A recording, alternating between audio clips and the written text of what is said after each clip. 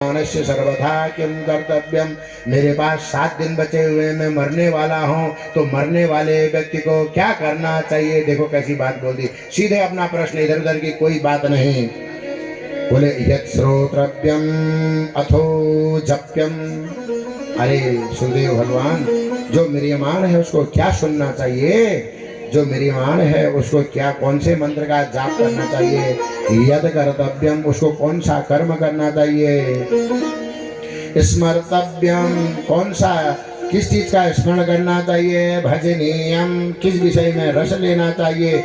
ब्रूहि यद्वा विपर्ययम, क्या छोड़ना चाहिए। अरे सुखदेव भगवान, आप ये बताओ कि मुझे क्या सुनना चाहिए, क्या जपना चाहिए, कौन सा कर्म करना चाहिए, किस भगवान का स्मरण करना चाहिए, किस भगवान का भजन करना चाहिए, क्या छोड़ना चाहिए।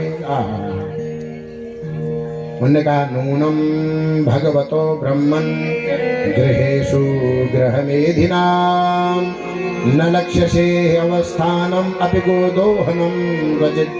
परीक्षित जी ने कहा, मैं जानता हूँ प्रभु, जितनी देर में आदमी अपनी गाय को दूहता है, आप उतनी देर भी कहीं नहीं रुकते हो। इसलिए मैं आपसे सीधे इन प्रश्नों को पूछ रहा हूँ। मुझे रमण कहाँ करना चाहिए। बोले दुनिया में रमण करना चाहिए। बोले नहीं, परमात्मा के चरणों में ही रमण करना चाहिए। श्रोतव्यम, किसके बारे में सुनना चाहिए। बोले आत्मा वारे द्रष्टव्यः श्रोतव्यः मंतव्यः निदिध्यासितव्यः। परमात्मा के बारे में ही सुनना चाहिए।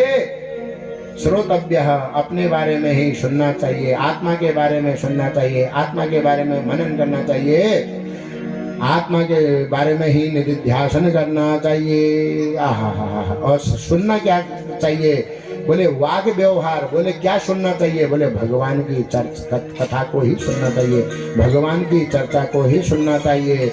बोले मन में मन मन मन मन मन कहाँ लगाना है। बोले भगवान के चरणों में अपने मन को लगाना है। और भजन क्या करना है। भजनम नाम रसनम। बोले अपने मन को कहाँ, रस कहाँ लेना है, आनंद कहाँ लेना है। बोले जहाँ भगवान की कथाएं हो रही हो वहाँ हमने आनंद लेना है। जब ऐसे प्रश्न परीक्षित जी ने सुखदेव भगवान से पूछे, सुखदेव भगवान प्रसन्न हो गए।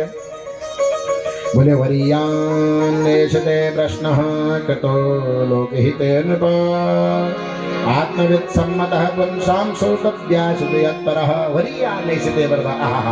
धन्य हो परीक्षित, तुम धन्य हो। सुखदेव जैसे शिरोमणि कह रहे हैं वरीयान, आप क्या समझते हो।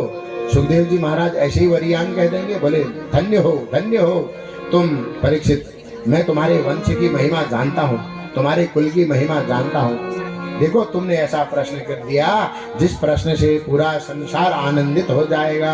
इसलिए वरीयान्नेषते प्रश्न, तुम्हारा जो प्रश्न है ना वह महाकल्याणकारी है, परम कल्याणकारी है। यह ज्ञानियों का प्रश्न है। आत्मवित् सम्मतः। बोले इस प्रश्न से तो पूरी दुनिया का कल्याण हो जाएगा। तो सुखदेव भगवान ने उत्तर देने शुरू कर दिए। तस्मात् भारत सर्वात्मा भगवान ईश्वरो हरिः। उन्होंने कहा हे भारत, हे भरत वंश के राजा परीक्षित, भगवान सर्वात्मा है। तुम जहाँ बैठे हो ना यहाँ पर भी है, तुम्हारी आत्मा है, मेरी आत्मा है। हरि ईश्वर, भगवान हरि है, हमारे कष्टों का हरण करते हैं। ईश्वर ईशन करते हैं, हम सबका पालन करते हैं। उन्हीं के बारे में सुनना चाहिए, उन्हीं के नाम का कीर्तन करना चाहिए, उन्हीं के गुणों का स्मरण करना चाहिए, उन्हीं की पूजा करनी चाहिए। एतावान सांख्य योगाभ्याम स्वधर्म परिनिष्ठया जन्मनाभ परः पुंसाम अन्ते नारायण स्मृति। बोले इस मनुष्य शरीर को प्राप्त कर करके यदि अंत में हमने भगवान नारायण का स्मरण नहीं करा तो बोले हमारा मनुष्य जीवन व्यर्थ ही हो गया। अंते नारायण स्मृति, अंत में नारायण हम जिस चीज का स्मरण करेंगे हमारी गति भी वही होगी।